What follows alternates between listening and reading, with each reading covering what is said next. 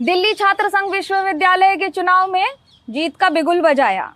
दिल्ली के विधानसभा चुनाव में फिर से नया इतिहास बनाया। अपनी मुस्कुराहट से ही वो कर लेती हैं हर मुश्किल का सामना।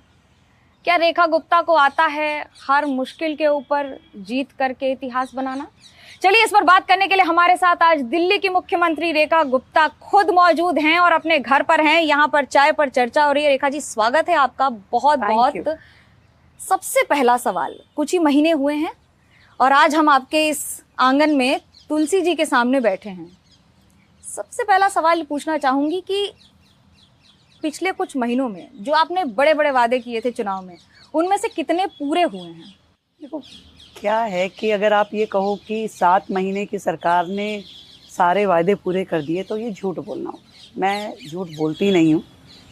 मैं दिक्कतों का सामना करना जानती हूँ और ये 7 महीने में जो, अगर मैं लिमिट में बांधूँ कि भी 3 वादे आपने कहा कि कौन से पूरे कर दिए। एक, 24/7 दिल्ली की अपनी सीएम, पूरा समय दिल्ली की जनता के बीच, दिल्ली की जनता के साथ। दूसरा, जितनी समस्याएं दिल्ली में है उसकी डीप स्टडी और उनके समाधान का पूरा लेआउट प्लान, करना क्या है, हमें किस दिशा में जाना है, उसको कैसे रिजॉल्व करना है, कब तक रिजॉल्व करना है। और तीसरा, वो छोटी छोटी दिक्कतें जो दिल्ली वासियों की हैं उनके लिए फुली अवेलेबल रहना, उनसे मिलना, उनसे बातचीत करना। कितनी सारी समस्याएं ऐसी होती जिसे आप सुन लो और सुन करके समाधान की ओर भेज दो तो वो सॉल्व हो जाती है। यमुना की समस्या कब सॉल्व होगी? पानी साफ कब होगा? सबसे बड़ा वादा था ये चुनावी वादा आपका। सालों से नहीं हुआ, परंतु जनता को अब विश्वास दिखता है कि यमुना साफ हो रही है और हो जाएगी। क्या है, आज तक लोगों ने उसको उतना सीरियसली देखा ही है कि ये प्रॉब्लम है क्या। इतने सारे नाले, 200 नाले सीधा जाकर के यमुना जी में गिरते हैं। सीवर उसमें, सिल्ट उसमें, गंदगी उसमें। कोई एक नाला साफ होकर के गिरता है क्या? कौन सी सरकार ने इस पे प्रयास किया? 37 एसटीपी थे, उनमें से 27 वर्किंग नहीं थे। डीपीसीसी की गाइडलाइन के हिसाब से 27 वर्किंग नहीं थे। हमने आने के बाद उन सारे एसटीपीज को वर्केबल किया। नए डिसेंट्रलाइज एसटीपी बनाने का काम, 9,000 करोड़ की लागत से वो सारे काम, इनमें से अभी 4,000 करोड़ के काम तो इसी सेवा पखवाड़े में हम शुरू कर रहे हैं, जिससे कि धीरे धीरे यमुना में गिरने वाले हर नाले को टैप करें, एसटीपी बनाएं, पानी का बीओडी ठीक करें और साफ जल यमुना में जाए और यमुना अविरल बहे। बहुत सारे इलाकों में पीने के पानी की बहुत समस्या है। लोगों को खरीदना पड़ता है, बिस्लेरी वो बाकी सारे ब्रांड्स के पानी खरीदने पड़ते हैं।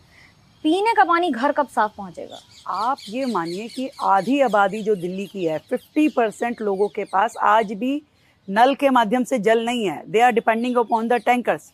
आज आधी आबादी के पास सीवर लाइन नहीं है। क्या किया भाई 11 साल की सरकार ने? क्या किया 15 साल की सरकार ने? हम तो अभी आए ना। हमने पूरा का पूरा लेआउट प्लान दिल्ली का क्या हो, पानी की कितनी पाइपलाइन ज़रूरत है।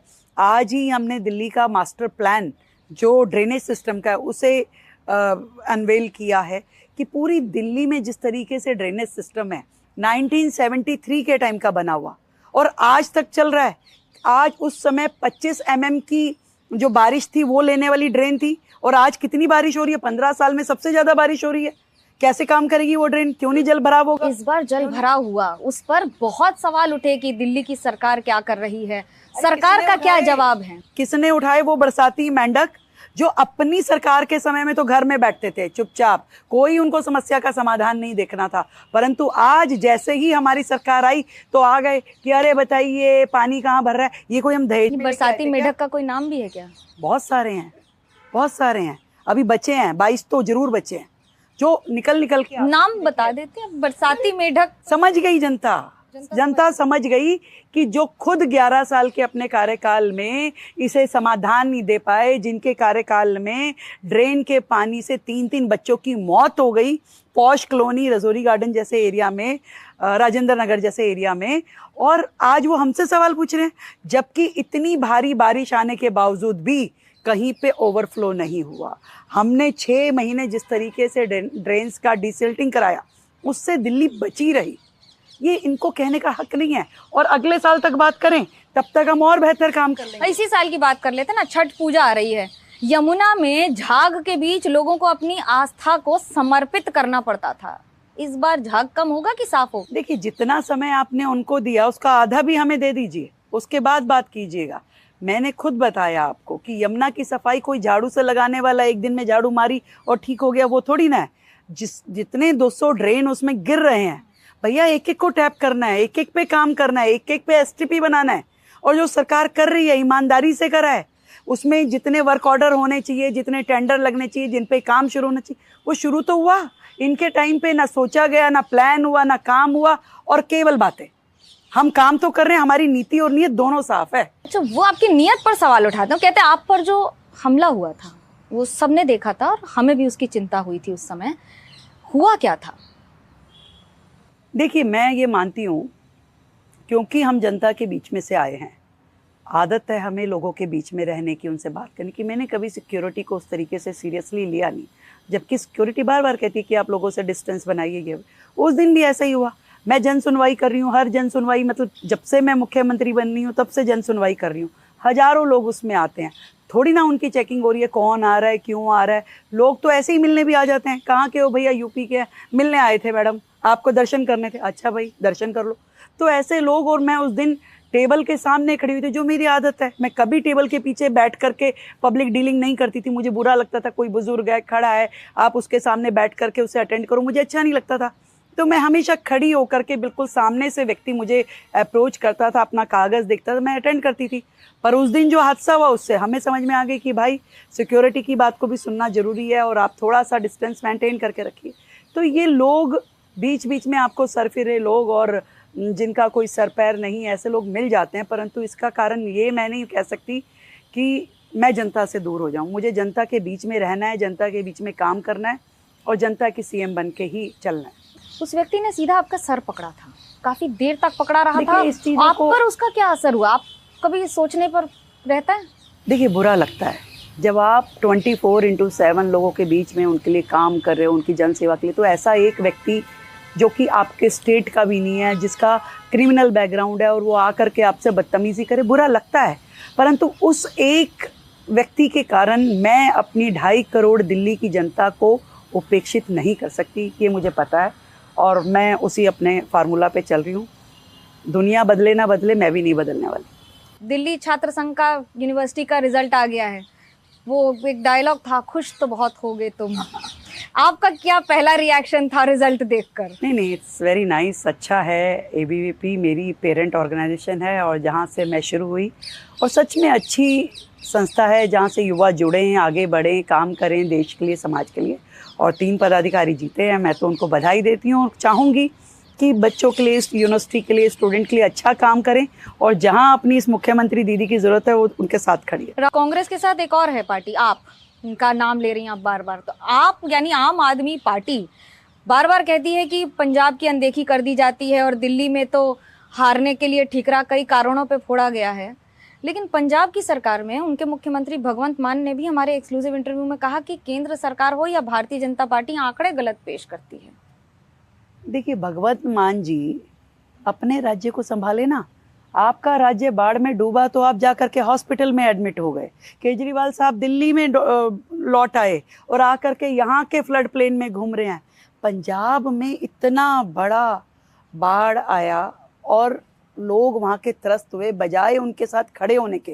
कहाँ गए वो सारे मंत्री? कहाँ गए वो केजरीवाल साहब, जो इतने बड़े बड़े बंगले लेकर के पंजाब में रह रहे हैं, उनके प्लेन में घूमते हैं, प्राइवेट सरकारी प्लेन वो यूज़ करते हैं, सरकारी फैसिलिटी वो यूज़ करते हैं। जनता के बीच में दुख आया तो एक बार दिखाई नहीं दिए, केवल मीडिया पे दिखते हैं, सोशल मीडिया पे दिखते हैं, दिल्ली के बारे में बोलते हैं। अरे दिल्ली में 2023 में जब आपके समय में बाढ़ आई थी, पूरी दिल्ली डूब गई थी। एक बैरिगेट आईटीओ बैराज का खुला नहीं था, कभी सफाई नहीं हुई नालों की। पंजाब में लोग मर रहे हैं, बेचारे परेशान हैं, कोई आपका नेता दिखाई नहीं देता। ये पंजाब की जनता है जो देश की अन्नदाता है, उसको देख करके मोदी जी ने वहाँ खड़े होकर के वो मदद पहुंचाई। हम सब ने भी की, पूरे देश ने की। आज हम सब लोग पंजाब की जनता के साथ हैं, वहाँ के नेता हों या ना हो। आपने मोदी जी की बात की, तो प्रधानमंत्री नरेंद्र मोदी और भारतीय जनता पार्टी पे सवाल उठता है कि महिलाओं को बड़े कम मौके दिए जाते हैं चुनावी राजनीति में। अरे वाह, मतलब ये मौका किसने दिया है? ये मोदी जी ने तो दिया है। महिलाओं को सबसे ज़्यादा मौका यदि कोई पॉलिटिकल पार्टी देती है तो वो भारतीय जनता पार्टी। और ये मैं इसलिए नहीं कह रही कि मैं भारतीय जनता पार्टी की सदस्य हूँ, मैं एक आम महिला के नाते कह रही हूँ। कौन बना रहा था मुख्यमंत्री भाई? इंदिरा गांधी जी रही प्रधानमंत्री, उनके मंत्रिमंडल में एक महिला नहीं थी। कभी उन्होंने अपने अलावा किसी और को डेवलप नहीं होने दिया। आम आदमी पार्टी में तो महिलाओं के साथ क्या क्या नहीं हुआ। वहां तो महिला कल्याण एवं बाल विकास भी पुरुष देखते थे। उनके यहाँ स्वाति मालीवाल जैसी महिला जो एक्टिव थी, उसको घर बुला के वो पीटा उन्होंने। उनके सारे विधायकों पे महिलाओं के खिलाफ कुछ ना कुछ केस दर्ज था। तो कौन सी पार्टी है भाई? एक पार्टी जो सच में महिलाओं का सम्मान करती है, राष्ट्रपति से लेकर के राज्य की मुख्यमंत्री, वित्त मंत्री जैसी इंपॉर्टेंट पोस्ट और काम महिलाओं को देती है। देश की आधी आबादी की चिंता करते हैं, कभी शौचालय के रूप में, कभी उज्ज्वला के रूप में। कौन कर रहा है भाई? मोदी जी के अलावा किस नेता ने किया, ये बताइए। जब प्रधानमंत्री नरेंद्र मोदी जी से तो आपकी कई मुलाकात हुई होगी, कोई ऐसी बात जो याद रह जाएगी हमेशा, और क्यों? पीएम साहब की जो शख्सियत है ना, वो कमाल है। वो एक राजनेता होने के साथ साथ कई बार मुझे ऐसा लगता है जैसे कोई संत हो। मतलब इतने डाउन टू अर्थ, उनकी बातचीत, उनका काम, जब उनके साथ बैठो तो कई बार ऐसा लगता है कि जैसे बहुत ही मजबूत पिता, कि उनके डिसीजन, उनकी फर्मनेस, उनका विज़न, हर चीज़ मतलब आपको इतना इंस्पायर करती है। और दूसरे ही पल वो ऐसा लगता है कि जैसे कोई संवेदनशील माँ। अपना ध्यान रखना है, एक्सरसाइज करनी चाहिए, भोजन ऐसा करना चाहिए, समय का ध्यान रखिए, ये करिए, योग करिए, पढ़ाई करिए। मतलब वो सारा एक जो लगाव होता है एक माँ का अपने बच्चों के साथ में, कभी वैसा फील होता है, कभी पिता। मतलब I am very much inspired. मुझे लगता है कि कौन सी बात मानी है? हाँ मैं सब बातें मानना चाहती हूँ और मानने की कोशिश करती हूँ।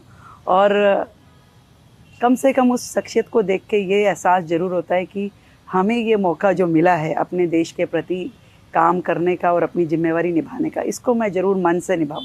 96 में डूसू का चुनाव जीता था, कभी सोचा था 2025 में दिल्ली के मुख्यमंत्री की शपथ लेंगे? नेवर, कभी नहीं सोचा। यहाँ तक कि जब डूसू का चुनाव में लड़ी तो मेरी तो घर में कभी पृष्ठभूमि भी नहीं थी। तो मेरी माँ तो बड़ा नाराज़ होता है, अरे भाई ये नेतागिरी ना बनियों के बच्चों का काम नहीं है, कोई ज़रूरत नहीं है इलेक्शन लड़ने की। लड़ गई, किस्मत में थी, बन गई, चलती रही। पर कभी नहीं सोचा था कि इस मुकाम पे आकर के अपने ही राज्य की मैं इतनी सेवा कर पाऊंगी। दिल्ली यूनिवर्सिटी की गलियों में चलने वाली रेखा और आज मुख्यमंत्री रेखा गुप्ता, क्या अंतर है? क्या मिस करती हैं?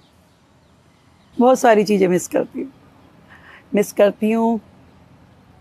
वो कहीं पे भी गाड़ी रोक करके उतर जाना, कहीं सड़क पे कुछ खाना पीना शुरू कर देना, कहीं शॉपिंग करने चले जाना, पिक्चर देखने चले जाना, दोस्तों के साथ में बैठ कर के गपशप करना। अब लगता है एक एक मिनट आपकी जनता की है, जनता के लिए उसका उपयोग होना चाहिए।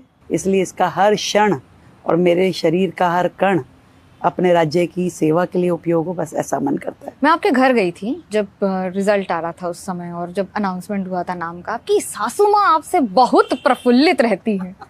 तो बहू और सास का ये रैपो मुझे समझना है। और मुख्यमंत्री बनने के बाद क्या बदला? मुख्यमंत्री बनने के बाद देखिए, पहले जब भी घर में पूजा पाठ ये होता था तो सब इकट्ठे बैठ के कर लेते थे। अब मैं उनसे फ़ोन पे पूछती हूँ कि मम्मी जब भी कोई व्रत आए तो बता देना, जब भी कोई कथा करनी हो तो बता देना। वो मुझे बताती हैं और उस हिसाब से मैं फटाफट सुबह सुबह उठ करके वो भी पूछ लेती हैं क्या, अरे ये आज व्रत था, किया कि नहीं किया। तो कई बार करा होता है, कई बार नहीं किया होता। तो कई बार सच बोल देती हूँ, कई बार कहती हूँ हाँ कर लिया बस। परिवार से तो बहुत सारे गिफ्ट मिलते हैं। पर्सनल क्वेश्चन है, आप चूज कर सकती हैं नहीं जवाब देने का भी। मनीष जी से मुख्यमंत्री बनने के बाद क्या बदला? मैं ही बताती हूँ कि भाई धर्मपत्नी मुख्यमंत्री है तो कुछ काम अपने आप ध्यान कराया करिए। आप अपने कपड़े, आपकी वो आपको खुद स्वयं देखना होता है। आपके नाश्ते की चिंता आपको करनी होती है, परंतु वो काम अब आप मेरे लिए सोचो तो ये गलत बात है।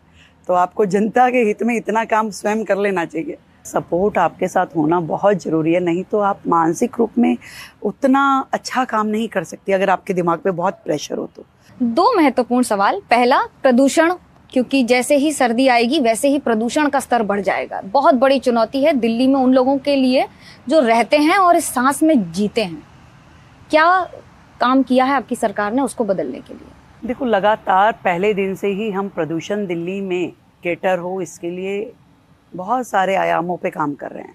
वो जो डस्ट मिटिगेशन प्लान हमने दिल्ली के लिए लागू किया पहली बार किसी सरकार ने, कि किस किस तरीके से दिल्ली में जो डस्ट होती है उसको केटर करना है।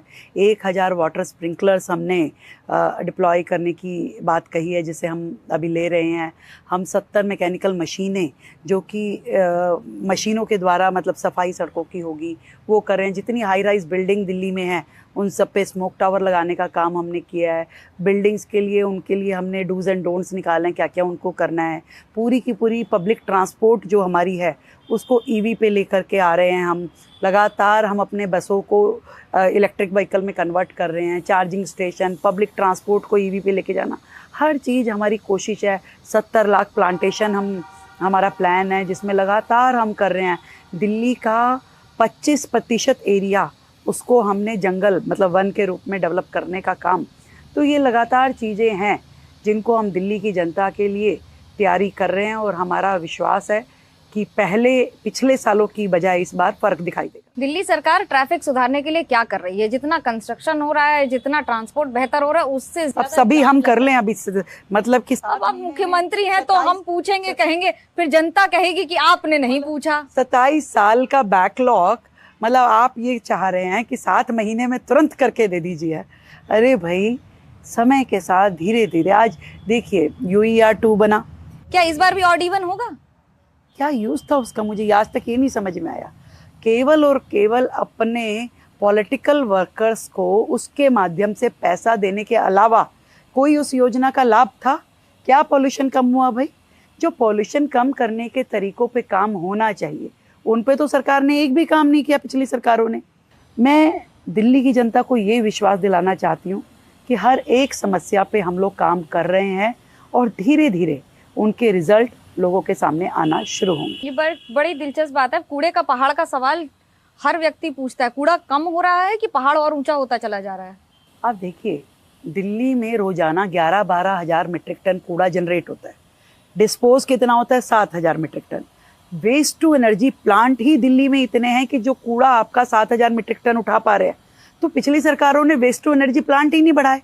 अब आकर के हमारी सरकार की भी दिल्ली का टारगेट ये होना चाहिए कि डेली का 15,000 मीट्रिक टन कूड़ा उठाने की क्षमता आपको डेवलप करनी पड़ेगी, तब तो कूड़ा खत्म होगा। आज जितने कूड़े के पहाड़ हैं उनकी हाइट बहुत लो हो गई है।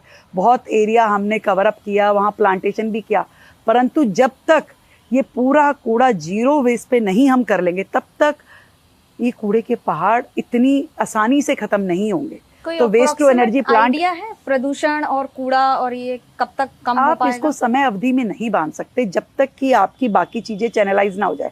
अभी इस सेवा पखवाड़े में हम 2 वेस्ट टू एनर्जी प्लांट, एक नया और एक पुराने को एक्सटेंशन, उसकी कैपेसिटी बढ़ाने का काम कर रहे हैं। तो धीरे धीरे 4-5 वेस्ट टू एनर्जी प्लांट पे हमारा काम चल रहा है, जिससे कि क्षमता बढ़ जाए इस कूड़े के डिस्पोजल की, और पहाड़ों को हम घटा पाएँ। MCD को हम पूरा सहयोग कर रहे हैं, बजट उनको हम दे रहे हैं ताकि कूड़ा उठे भी और डिस्पोज भी हो। इसमें मतलब बहुत सारे सेगमेंट पे काम करने की आवश्यकता है। मैं दिल्ली की जनता से, पंजाब की जनता से कहना चाहती हूँ कि बागवान ने भी न जाने कैसे कैसे शौक पाल रखे हैं, फूलों के गमलों में कांटे संभाल रखे हैं, और इस सियासत में तो चित भी इनकी, पट भी उनकी, हमने क्या बेवजह सिक्के उछाल रखे हैं? तो भाई, अब समय हमारा है, हमें काम करने दीजिए, और जब हमारे समय पूरा हो जाएगा तब हमसे सवाल जवाब कीजिएगा। एक छोटा सा सवाल आपसे आखिरी में करना चाहूंगी, रैपिड फायर राउंड। एक जवाब आपको देना है, जो भी आप सोचें, या चूज करना है दोनों में से, एक परिवार या पार्टी। ऐसे क्यों बोल रहे हो भाई? परिवार ही करेंगे। महिला से ये प्रश्न गलत पूछ रहे हो, महिला परिवार करेंगे। चलिए ठीक है। घर का खाना या दिल्ली की चाट? घर का खाना। साड़ी या सूट? साड़ी। दिल्ली या कोई गांव? दिल्ली, मेरी जिम्मेवारी है। स्पीड डायल पे किसका नंबर है? स्पीड डायल पे पतिदेव का, उनको बीच बीच में याद दिलाते रहते। गुस्सा किस बात पे आता है? आता तो है, ये पता है मुझे। हाँ, आता तो है। जब आप जिस स्पीड में काम कर रहे हो और आपके साथ में जो टीम है उस स्पीड को कोप अप नहीं कर पाती, या आपकी चीज़ों को मतलब उतनी शिद्दत से नहीं कर पाती, तो बुरा लगता है कि यार हम लोग इतना कुछ करना चाहते हैं, आपको इतना सपोर्टिव सिस्टम दे रहे हैं, थोड़ा सा आपको स्पीड बढ़ानी पड़ेगी। कॉलेज के चुनाव में मार खाई थी? है। Favourite dish? Rajma chawal. Favourite actor? Akshay Kumar. मैंने सुना है आप गाना वाना अच्छा गाती हैं। कभी नहीं गाती, सिर्फ झूठ शायरी सुना पे है। मतलब केजरीवाल जैसी मत बातें करो। मैं ईश्वर की इतनी प्यारी बेटी हूँ कि मैं हाथ जोड़ के बस ऐसे आँख करके नमन करती हूँ तो प्रभु कहता है बहुत अच्छा, बस तो जा काम कर। मुझसे बात करने के लिए रेखा जी बहुत बहुत धन्यवाद। और ये चाय जितनी अच्छी थी उतना ही अच्छा ये कॉन्वर्सेशन था। मुख्यमंत्री दिल्ली की रेखा गुप्ता अपने अंदाज में एकदम बिंदास ये बताते हुए कि आखिरकार एक कार्यकर्ता से मुख्यमंत्री बनने तक का सफर कितना आसान और कितना मुश्किल, लेकिन जिम्मेदारियां निभाना ही सबसे बड़ी कला है। नमस्कार। Thank you.